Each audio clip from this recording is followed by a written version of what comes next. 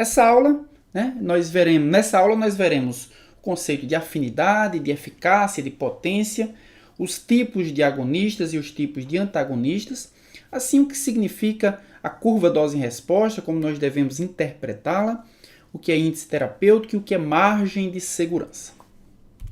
Então, como nós vimos lá no começo do curso, quando a gente falávamos sobre a farmacocinética, o fármaco, ao ser administrado, ele percorre um longo caminho até chegar ao seu local de ação. E no seu local de ação, ele vai interagir com moléculas-alvos, com alvos terapêuticos. Vimos na aula passada quais são esses alvos. Um dos principais alvos são os receptores. Então, os fármacos vão se ligar em receptores nos tecidos e vão desenvolver alguma ação, algum efeito, Mas será que ação e efeito são a mesma coisa? O que é efeito, o que é ação de uma droga? Então, nós podemos dizer que a ação das drogas é a combinação da droga com o seu receptor. Então, quando o fármaco ele tem uma determinada afinidade por um receptor, ele consegue se ligar, ele consegue interagir com o receptor, ele está promovendo uma alteração na sua conformação. Na verdade, aquilo nós chamamos de ação da droga, é um mecanismo de ação propriamente dito. Já o efeito da droga consiste na alteração final da função biológica e, obviamente, vai ser consequência da ação da droga. Então, a droga age sobre um receptor e ela produz um efeito. Então, na verdade, ação e efeito, muitas vezes usados como sinônimos, eles possuem significados diferentes. Ação é a combinação da droga com seu receptor, promovendo assim alterações conformacionais, e o efeito consiste na alteração final, ou seja, na função biológica alterada, que é consequência da ação das drogas. Os principais tipos de efeitos que as drogas podem produzir nas células pode ser uma estimulação, quando a droga se liga no receptor, e ao se ligar no receptor, ele aumenta a atividade celular. É o que acontece, por exemplo, quando a adrenalina se liga nos seus receptores adrenérgicos nas glândulas salivares, promovendo o estímulo da glândula salivar em produzir mais saliva. Depressão é quando o fármaco se liga no receptor e produz uma redução da atividade celular. É o que acontece, por exemplo, com os barbitúricos, quando deprimem o sistema nervoso central. Irritação é quando a droga produz um efeito lesivo sobre as drogas, sobre as células, melhor dizendo. Então, quando o fármaco se liga numa determinada célula e provoca uma lesão, uma destruição celular, isso nós chamamos de efeito irritativo. É o que acontece, por exemplo, quando os ácidos são administrados, alguma droga ácida é administrada e essa droga irrita a mucosa gástrica. Reposição é quando nós acrescentamos uma molécula para substituir uma molécula que está ausente ou é deficientemente produzida. Por exemplo, quando administramos insulina a um paciente diabético, a gente está tentando substituir ou a ausência ou a deficiência na produção da insulina pelo paciente diabético.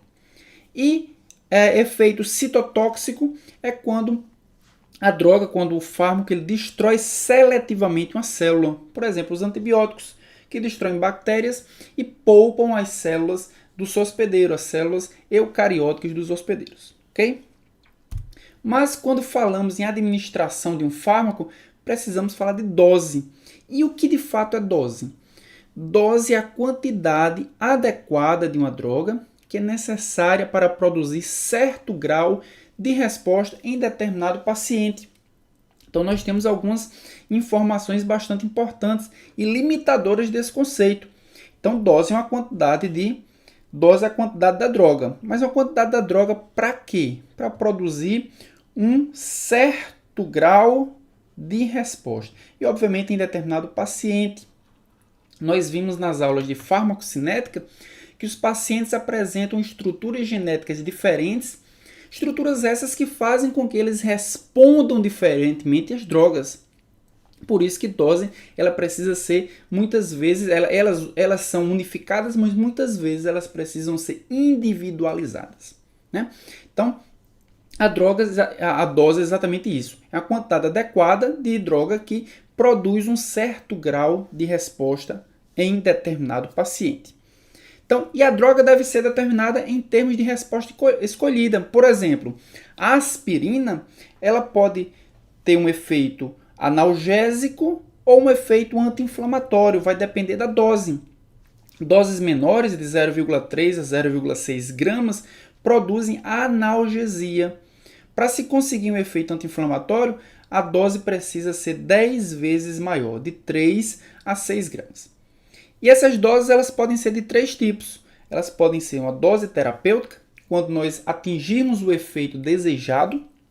Dose pode ser uma dose profilática, quando ela impede que a condição patológica ela se inicie. E a dose ela pode ser tóxica, quando ela gera efeitos adversos. Então, a dose pode ser terapêutica, profilática e a dose pode ser tóxica também. Um outro conceito extremamente importante em farmacodinâmica, já falamos um pouquinho sobre isso lá na primeira aula, na aula de introdução à farmacologia.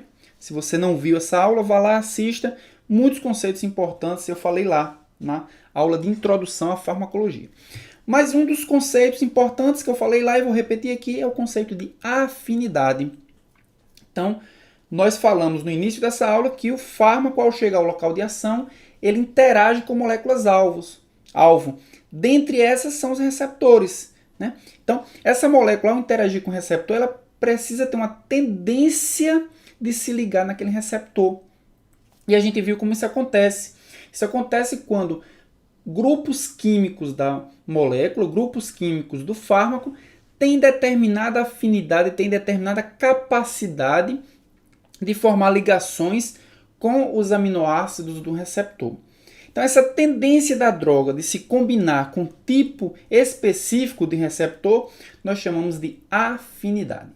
Então, a droga ela pode ter uma elevada afinidade, ou seja, uma elevada capacidade de ligação ao receptor, ou uma baixa afinidade, significando uma baixa capacidade de ligação ao receptor. E dependendo do que ele vai produzir, então, afinidade é o quê? É a capacidade de ligação. Dependendo do que o fármaco vai produzir, ele pode ser classificado em agonista ou pode ser classificado em antagonista. O que significa agonista e o que significa antagonista. Para falar de agonista e antagonista, precisamos explicar o conceito de eficácia. Então, a capacidade de ligação do fármaco ao receptor, nós chamamos de afinidade. Mas a capacidade de gerar um efeito é a eficácia. Então, o fármaco pode até ter muita afinidade, pode ter muita capacidade de ligação ao receptor, mas pode não produzir efeito nenhum. Se ele produz um efeito, ele é dito fármaco eficaz. Mas nem sempre ele vai produzir o efeito máximo. Quando o efeito é máximo, ele é chamado de agonista pleno ou agonista total. Quando esse efeito é um efeito parcial, ele é chamado de agonista parcial. E quando ele se liga, ou seja, ele tem apenas afinidade e não tem eficácia nenhuma, ele não gera nenhum efeito, ele é chamado de antagonista. Outro conceito importante é o conceito de potência.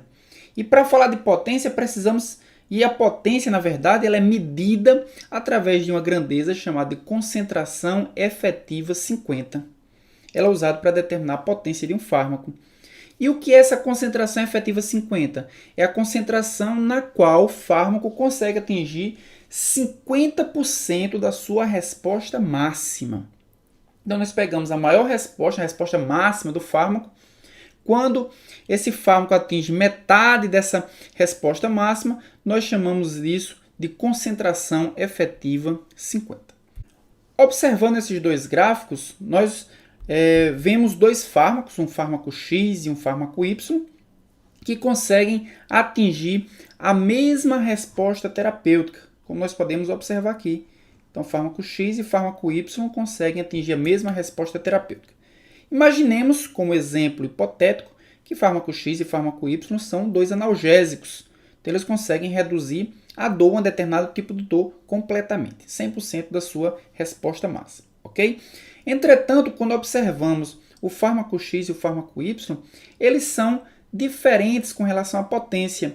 Ou seja, para que o fármaco Y consiga reduzir completamente a dor, ele é necessário uma maior dosagem do fármaco Y comparado ao fármaco X. Então, quando nós comparamos aí a dosagem ou a concentração efetiva 50, concentração efetiva para metade da resposta máxima, o fármaco X ele apresenta uma EC50 menor do que o fármaco Y.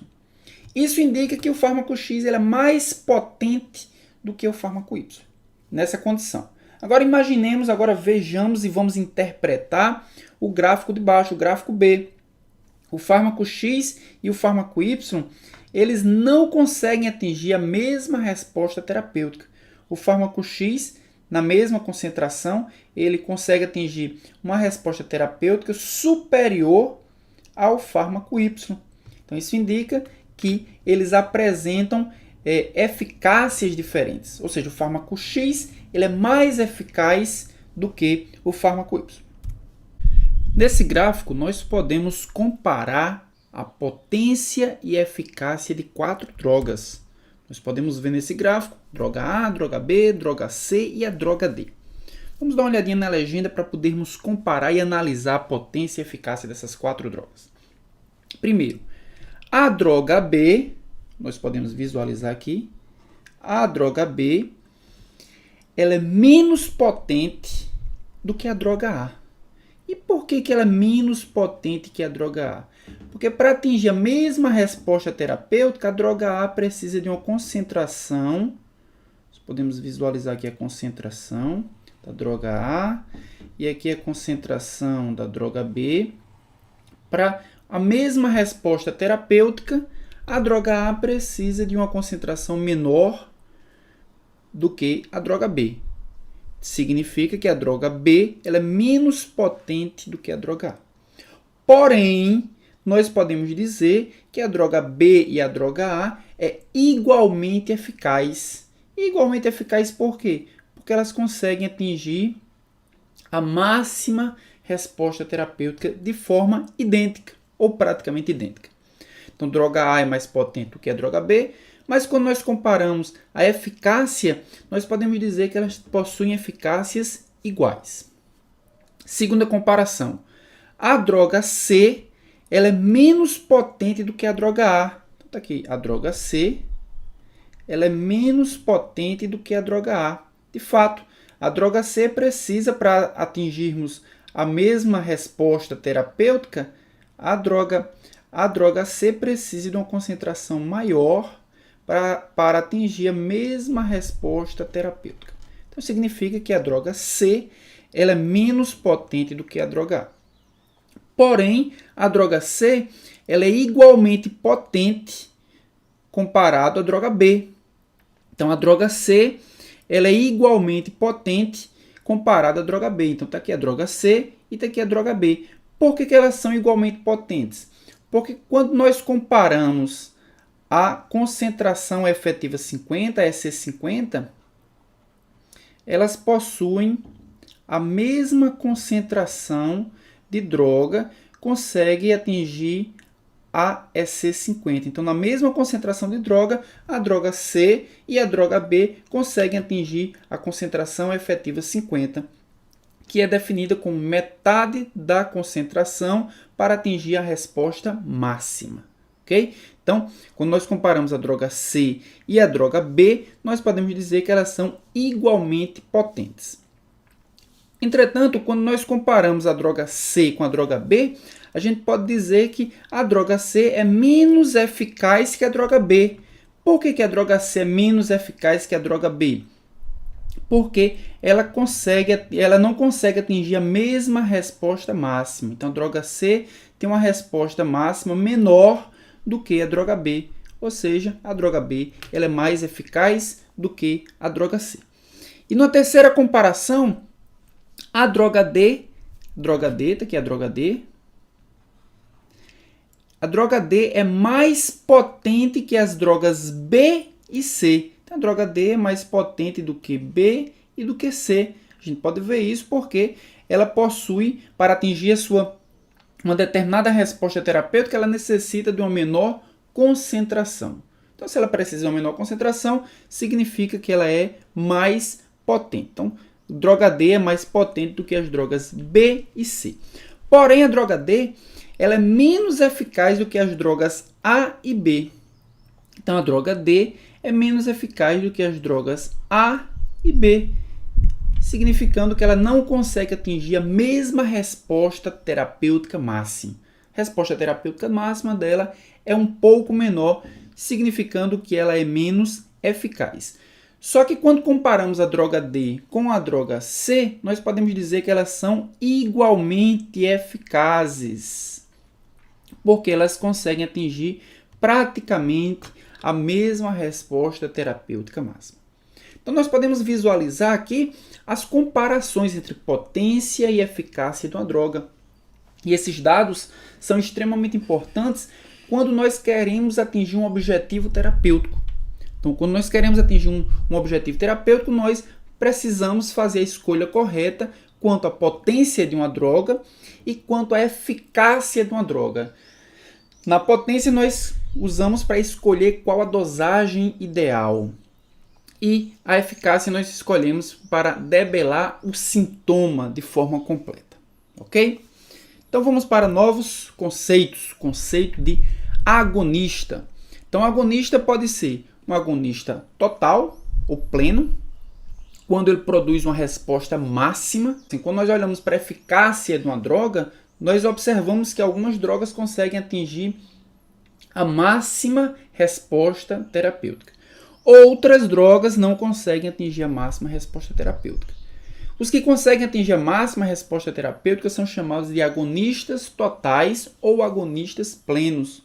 Conseguem a máxima resposta terapêutica por dois motivos. Um dos dois motivos. Ou porque ocupam todos os receptores, ou porque mesmo não ocupando todos os receptores, mas eles conseguem desenvolver, eles conseguem retirar a resposta máxima daquele receptor, mesmo não ocupando todos eles. Okay? Já os agonistas parciais, eles não desencadeiam a resposta máxima. Ou seja, eles adquirem uma resposta inferior à máxima. Ou seja, a eficácia dos agonistas parciais é menor do que dos agonistas plenos. Tá? Então, eles não desencadeiam a resposta máxima, mesmo que ocupem todos os receptores. Então, eles não são capazes, os agonistas parciais, eles não são capazes de desenvolver, mesmo ocupando todos os receptores, de desenvolver uma resposta máxima, né, permitida. Okay? Então, vamos ver aqui o gráfico, como que se comportaria esses agonistas, né? O agonista pleno e o agonista parcial, assim como o agonista inverso, né? Que seria um outro conceito. Então, nós podemos visualizar aqui em verde. Em verde nós temos o agonista pleno, ou seja, aquele agonista que atinge, aquele fármaco que atinge a resposta terapêutica máxima. O agonista parcial, aquele fármaco que consegue atingir uma resposta intermediária, ou seja, não é a resposta máxima que se pretendia ou que se objetivava com aquele fármaco. Nós podemos visualizar aqui em preto também um composto inativo. E um agonista inverso. O que seria um agonista inverso? O agonista inverso seria aquele fármaco que se liga ao receptor, mas produz um efeito inverso ao contrário do agonista pleno. Então, ele tem realmente um efeito, mas o efeito é justamente o contrário do agonista pleno. Ok? E os antagonistas? Bem, os antagonistas, eles têm a capacidade também de se ligar ao receptor. Só que ao se ligar ao receptor, eles não produzem efeito nenhum. Não produzem nenhum efeito. Então, os antagonistas, eles podem ser de três tipos. Eles podem ser antagonistas competitivos, aqueles que competem pelo mesmo sítio de ação do agonista. Se o agonista se ligar, ele produz um efeito farmacológico. Se o antagonista se ligar, ele não produz um efeito farmacológico. Tá? Então, eles competem pelo mesmo sítio. Mas a ligação do antagonista competitivo com o receptor é uma ligação reversível. Então, essa é a grande diferença do antagonista competitivo do antagonista não competitivo. O antagonista competitivo, ele se liga, mas O agonista em maiores concentrações pode deslocar o antagonista, fazendo com que o efeito volte, né, a aparecer. Okay? Já o antagonista não competitivo também compete pelo mesmo sítio com o agonista, mas a ligação é irreversível, ou seja, uma vez ligado, o antagonista ligado ao seu receptor, o agonista não consegue mais se ligar. E temos um terceiro tipo de antagonista, que é o antagonista alostérico. O antagonista alostérico é um fármaco que consegue se ligar não no mesmo sítio ativo do agonista, ele se liga em outro sítio, e ele promove alterações conformacionais no receptor, e essas alterações culminam com a menor afinidade do receptor pelo agonista. Ok? Então, o antagonista alostérico se liga no outro sítio e impede ou diminui, pelo menos, a ligação do agonista com o seu receptor. Vamos ver isso graficamente para entendermos melhor. Ok? Então, nós temos aí no primeiro gráfico, no gráfico A, o antagonismo competitivo. Nós temos aqui a droga A, nós temos aqui o antagonista, o inibidor, eles competem aqui pelo mesmo sítio ativo. O que é que vai acontecer? Eles vão competir, quem se ligar, se o agonista se ligar, nós temos aí o efeito farmacológico. Se o inibidor se ligar, nós não temos o efeito farmacológico. Okay? Mas eles competem pelo mesmo sítio, de forma que a ligação deles é reversível. Então, olhando no gráfico, nós podemos observar o seguinte: se nós colocarmos uma determinada concentração de inibidor, de antagonista, nós precisaremos de uma concentração maior de agonista para atingirmos o mesmo efeito terapêutico. Ok? Então, aqui nós tínhamos 100 antagonista e aqui com uma concentração de uma vez o antagonista. Nós precisamos aqui de uma concentração maior, né, de droga, de fármaco, para atingirmos o mesmo efeito farmacológico. Se nós aumentarmos a concentração do inibidor para 3 vezes, nós precisaremos de uma concentração ainda maior. E se aumentarmos para 10 vezes, precisaremos de uma concentração ainda maior de fármaco para atingirmos o mesmo efeito máximo terapêutico. Isso significa o quê? Que o inibidor faz com que o inibidor não impede que aquele fármaco consiga atingir o seu efeito máximo terapêutico. Mas ele adia isso. Como é uma competição, há necessidade de aumentar a concentração do fármaco para que aquele efeito máximo terapêutico seja atingido. Ou seja, o inibidor competitivo, o antagonista competitivo, ele reduz a potência da droga. Então, a droga fica como se estivesse menos potente comparada à droga sem a junção, sem interação com o antagonista. Ok? Olhando aqui para o gráfico B, nós podemos ver o antagonismo não competitivo. Então, no antagonismo não competitivo, o fármaco, o agonista e o inibidor também competem pelo mesmo sítio ativo. O que vai diferenciar é que quando o antagonista consegue se ligar no sítio ativo, essa ligação ela é irreversível. Ou seja, se nós adicionarmos um agonista, esse agonista não mais funcionará naquele receptor. Isso significa o quê? Que se nós adicionarmos concentrações crescentes de inibidor, como nós podemos observar aqui, nós diminuiremos a capacidade daquele fármaco atingir sua resposta terapêutica máxima. Então, na presença de concentrações crescentes de inibidor, a resposta terapêutica do fármaco, do agonista, ela é reduzida, uma vez que o inibidor vai ocupar o seu sítio ativo e não mais se desligará. Então, o fármaco só vai ocupar os receptores que estiverem sem antagonista. Significa o quê? Que o antagonista não competitivo, ele não reduz a potência do fármaco, mas ele reduz a eficácia do fármaco, ele reduz a capacidade daquele agonista de chegar à sua resposta terapêutica máxima. Perfeito?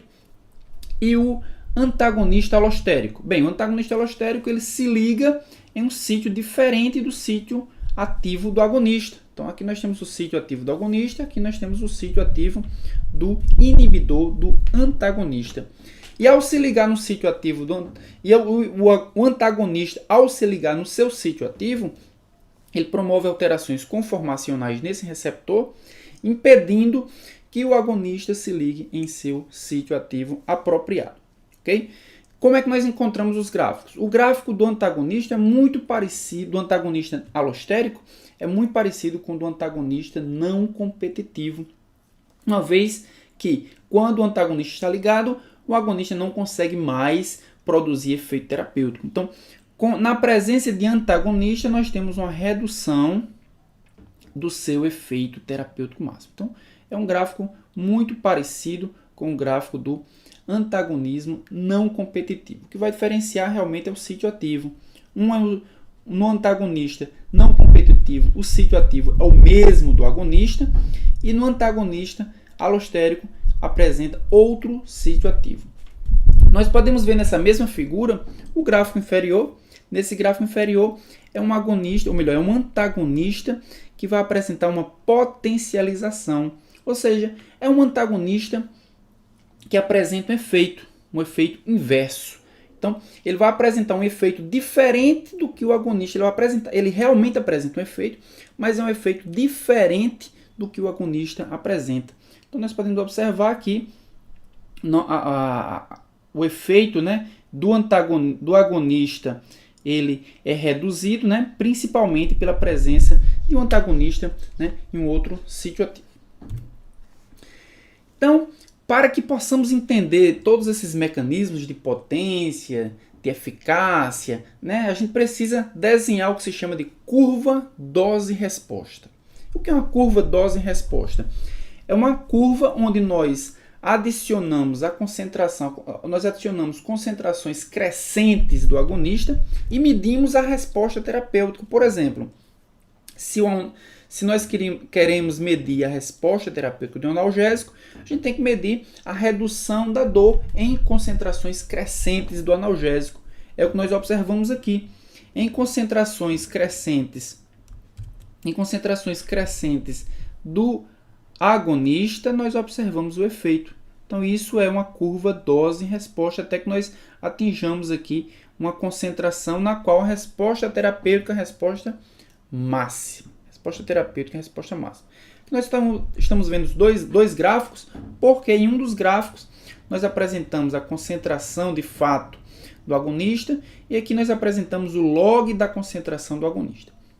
Nós vimos isso em slides anteriores, mas para que serve uma curva dose-resposta? Serve para a gente comparar fármacos, como a gente está vendo aqui. Fármaco A e fármaco B, eles são comparados com relação à sua eficácia, com relação à sua potência, principalmente. Existem outras variáveis, né, outros parâmetros que a gente pode utilizar para comparação, né, e a gente vai ver durante o curso de farmacologia, mas os dois principais talvez seja a eficácia e também a potência do fármaco. Então a curva dose-resposta ela pode ser feita de forma individual ou de forma populacional. De forma individual ou de forma populacional. Então, de forma individual, a gente mede as respostas mais intensas à medida que se aumenta a dose. Por exemplo, a gente sabe que os anti-inflamatórios, uma das reações adversas dos anti-inflamatórios é a pirose, é o aumento da secreção ácida. Então, se nós aumentarmos a dose do anti-inflamatório, nós aumentaremos aí a pirose. Então, uma das formas da gente medir isso é individualmente. A gente pega o indivíduo e aumenta as concentrações do anti-inflamatório e aí mede quanto de pirose está aumentando naquele indivíduo. Então, isso é uma forma de se fazer uma curva dose-resposta. Mas existe outra forma também, que é uma forma populacional, também chamada de forma quântica, onde a gente mede o percentual das pessoas que respondem àquele efeito baseado no aumento da dose. Por exemplo, se nós temos uma determinada concentração de um fármaco, pode ser o mesmo anti-inflamatório, um percentual das pessoas naquela dosagem pode ter pirose e outras podem ser mais resistentes àquela pirose. O aumento da dose do anti-inflamatório pode aumentar o percentual de pessoas que vão apresentar o mesmo sintoma. Então, é uma outra forma de interpretar o dado, é um dado populacional, percentual de pessoas que vão atingir aquele efeito com aumento da dose e não individualmente, ok? Então, vamos observar aqui esses gráficos de curva dose-resposta, né? Nós temos aí dois fármacos, fármaco A e o fármaco B. O fármaco A e o fármaco B, eles apresentam curvas diferentes, mas se nós observarmos, ele apresenta a mesma dose letal 50. Mesma dose letal 50. E o que é a dose letal 50? É a dose necessária para matar 50% da população testada, né? Dos animais testados. Então, normalmente, em uma das fases do desenvolvimento de fármacos, falou um pouquinho disso lá naquela primeira aula, na aula de introdução à farmacologia. Geralmente, em uma das etapas de desenvolvimento dos fármacos, a gente testa quais são as dosagens tóxicas daquele fármaco. Okay? Então, em determinado momento, uma dosagem pode matar 50% da população testada. Essa dosagem é chamada de LD50, a dosagem letal 50. Se observarmos esse gráfico de baixo, o fármaco A e o fármaco B, eles apresentam a mesma dose letal 50, ou seja, eles são igualmente tóxicos. Eles são igualmente tóxicos, né? Mas veremos mais adiante que esse não é o único parâmetro importante para avaliarmos um fármaco, não apenas a dose letal 50, ok? Nesse outro gráfico, no gráfico do lado, nós podemos observar uma curva dose-resposta um pouquinho diferente do que a gente costuma ver. Geralmente a curva dose-resposta é o seguinte: nós aumentamos a concentração e nós aumentamos a resposta. Nessa curva dose-resposta, nós podemos observar aqui que nós aumentamos a concentração e nesse momento nós diminuímos a resposta. Diminuímos a resposta. A partir desse momento aqui, nós aumentamos a concentração e aí sim nós aumentamos a resposta terapêutica, ok? Isso acontece geralmente, essa é uma curva dose-resposta que acontece geralmente com vitaminas e minerais essenciais. Por que vitaminas e minerais essenciais? Porque as hipovitaminoses, elas são responsáveis por causar doenças. Então, em baixas concentrações, nós temos o efeito doença. Quando nós aumentamos a dose, nós diminuímos o efeito, ou seja, nós diminuímos a capacidade do indivíduo adoecer. Então, nós temos aqui uma faixa, né, um intervalo terapêutico de concentrações, onde é necessária uma concentração de sais minerais ou de vitaminas que vão trazer para o indivíduo uma homeostasia. Só que, assim como as vitaminas são essenciais para impedir que o indivíduo adoeça, o excesso de vitamina é capaz de promover intoxicação. Então, o aumento das concentrações diminui a doença no indivíduo, mas o aumento excessivo causa doença no indivíduo. Então, por isso que esse gráfico, né, apresenta essa forma aí. Em baixas concentrações nós temos a redução da resposta, em altas concentrações nós temos o aumento da resposta, ok? Então, como eu havia falado, existem outros parâmetros importantes na farmacodinâmica. Um deles é o índice terapêutico. E o que é o índice terapêutico? O índice terapêutico é a relação entre a dose letal 50 e a dose efetiva 50. Ou seja, você tem um determinado fármaco, né? Nós podemos ver nesse gráfico aqui, um determinado fármaco, onde nós temos um ponto de corte aqui, chamado de dose efetiva 50. Significa o quê? Significa que 50% da população que faz uso desse fármaco nessa dosagem, ele vai adquirir a resposta desejada. Ou seja, se for um analgésico, 50% da população testada, ela vai ter redução da dor. Ok? E aí nós temos também o índice, né, ou a dose letal, melhor dizendo, a dose letal 50. Dose letal 50, nós já falamos, né, anteriormente, que é aquela concentração, aquela dose capaz de matar 50% da população. A diferença entre a dose efetiva 50 e a dose letal 50 é o que nós chamamos de índice terapêutico. E ela quantifica a segurança relativa de um fármaco. O quão seguro é utilizar aquele fármaco. Ok? Baseado no índice terapêutico, a gente pode classificar as drogas em índices baixos, índices médios e índices altos. Por exemplo, amitriptilina, clordiazepóxido, metadona, procainamida, eles apresentam índices terapêuticos baixos, ou seja, são índices terapêuticos menores do que 5, certo? Índices terapêuticos menores do que 5. Significa o quê? Significa que a dose letal é apenas 5 vezes maior do que a dose efetiva. Então é muito próximo. Pequenas variações na dosagem podem aproximar muito aquele fármaco da dose letal, ok? Os fármacos que possuem índices terapêuticos médios entre 5 e 10 são os barbitúricos, diazepam, digoxina e imipramina, entre 5 e 10. Ou seja, a diferença entre a dose letal e a dose efetiva varia de 5 a 10 vezes. E os que apresentam índices terapêuticos grandes, são maiores do que 10, paracetamol, propoxifeno, nortriptilina e os hidratos de cloral, eles apresentam índices terapêuticos superiores a 10, ou seja, as diferenças entre a dose letal e a dose efetiva, elas são maiores do que 10 vezes, certo? Mas, como eu falei para vocês, o índice terapêutico, ele apresenta uma desvantagem. Qual a desvantagem do índice terapêutico? A desvantagem do índice terapêutico é que ele leva em consideração apenas a dose efetiva 50 e a dose letal 50. E aí, quando esses duas drogas apresentarem doses efetivas 50 e doses letais 50, como a gente viu, né, no gráfico anterior, droga A e droga B apresentaram aqui ambas apresentaram a mesma dose letal 50. Significa que elas apresentam o mesmo índice terapêutico. O mesmo índice terapêutico. Aí, para resolver isso, a gente precisa levar em consideração outros parâmetros, como, por exemplo, a margem de segurança. Margem de segurança. E o que seria a margem de segurança? A margem de segurança, ao contrário do índice terapêutico, que leva em consideração apenas a dose letal 50 e a dose efetiva 50, a margem de segurança é um intervalo de concentração muito menor. Muito menor. Por quê?